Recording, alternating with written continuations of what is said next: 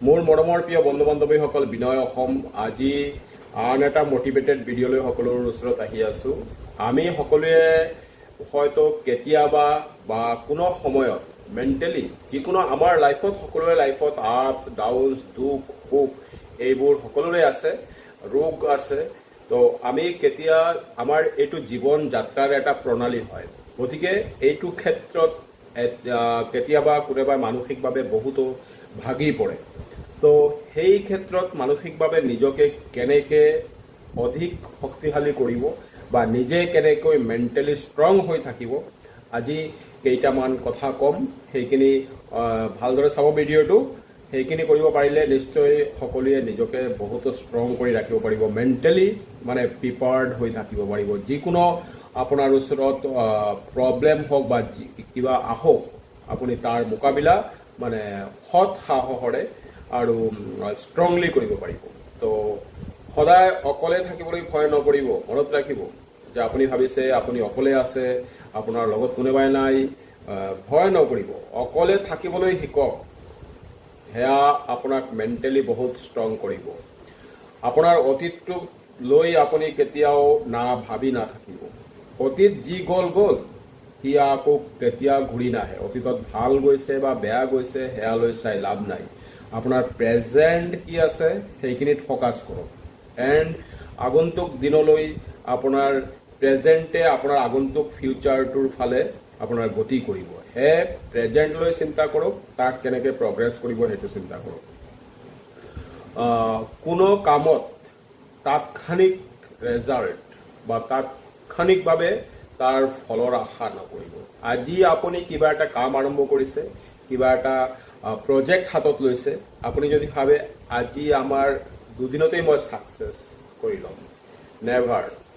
কিবা কামত যদি আপুনি হাতত লৈছে, আপুনি নিষ্ঠাৰে, সততাৰে আৰু একাগ্ৰতাৰে সেই কামটো নিৰন্তৰ কৰি যাব লাগিব। আপোনাৰ অহৰহ চেষ্টা থাকিব লাগিব।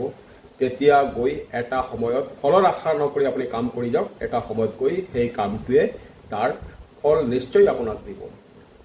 আৰু এটা কথা, সকলোকে সুখী কৰিবলৈ কেতিয়াও চেষ্টা নকৰিব। আপুনি ভাবিছে আপোনাৰ বন্ধু বান্ধৱ হওক বা কোনোবাই আহিছে যে যিকোনো কাৰণে আপুনি আপোনাৰ পৰা কিবা বিচাৰিছে বা আপুনি তাক দিব পৰা নাই বা তাক সি বেয়া পাব, তেনেকুৱা নহয়। যিখিনি আপোনাৰ সামৰ্থ্য আছে সেইখিনি কৰক, কিন্তু সকলোকে কেতিয়াও সেয়া ৰিলেটিভছ হওক, ফ্ৰেণ্ডছ হওক, নাইভাৰ্ছ হওক, আপোনাৰ যোনেই হওক, সকলোকে যে আপুনি মানে হেপ্পী ৰাখিব পাৰিব সেইটো চেষ্টা কেতিয়াও নকৰিব।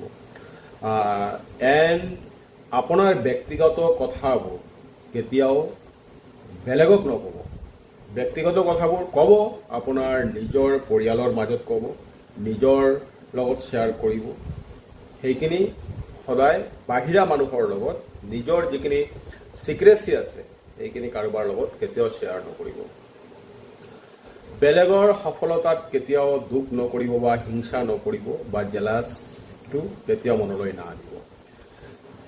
কোনোবা এজনে সফলতা পাইছে, সেয়া তাৰ চেষ্টাৰ ফলত পাইছে বা সেইখিনি যোগ্যতা তাৰ ওচৰত আছে, সেইখিনি কাৰণে পাইছে। সেইখিনি স্কিল সকলো মানুহৰ স্কিল একে থাকিব সেয়া কেতিয়াও নহয়। বেলেগক আপুনি কপি কৰিবলৈ যত্ন নকৰাই ভাল।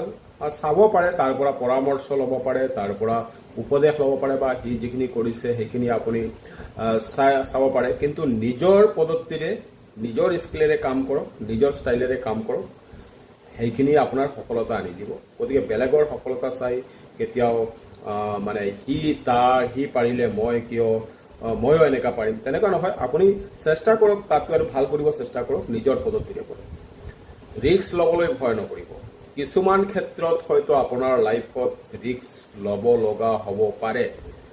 সেয়া আপোনাৰ পৰিস্থিতিয়ে ৰিস্ক ল'বলৈ বাধ্য কৰাব আৰু সেইখিনি ক্ষেত্ৰত আপুনি ভাবি চিন্তি ৰিস্কটো ল'ব, যাতে পিছুৱাই নাযাব যে এই ৰিস্কটো ল'লে হয়তো মোৰ আগলৈ যাব পাৰিম। তো তেনেকুৱা ক্ষেত্ৰত ৰিস্ক ল'ব লাগে। কিন্তু এনেকুৱা ৰিস্ক ল'ব নালাগে যে যোনটো ৰিস্কে হয়তো আপোনাৰ পিছলৈ গৈ আপোনাৰ বহুত ক্ষতি কৰিব। তেনেকুৱা ৰিস্ক ল'ব নালাগে। চ' ৰিস্ক এনেকুৱা ল'ব য'ত মানে আপোনাৰ কোনো ক্ষতি নহয়। তো তেনেকুৱা ৰিস্ক আপুনি ল'ব। তো সকলোকে ভিডিঅ'টো শ্বেয়াৰ কৰিলোঁ, ভাল লাগিলে এটা লাইক শ্বেয়াৰ কৰিব। থেংকছ। বিনয় অসম, জয় আই অসম। আকৌ আহিম আন এটা মটিভেটেড ভিডিঅ' লৈ আপোনালোকৰ ওচৰত। থেংকছ।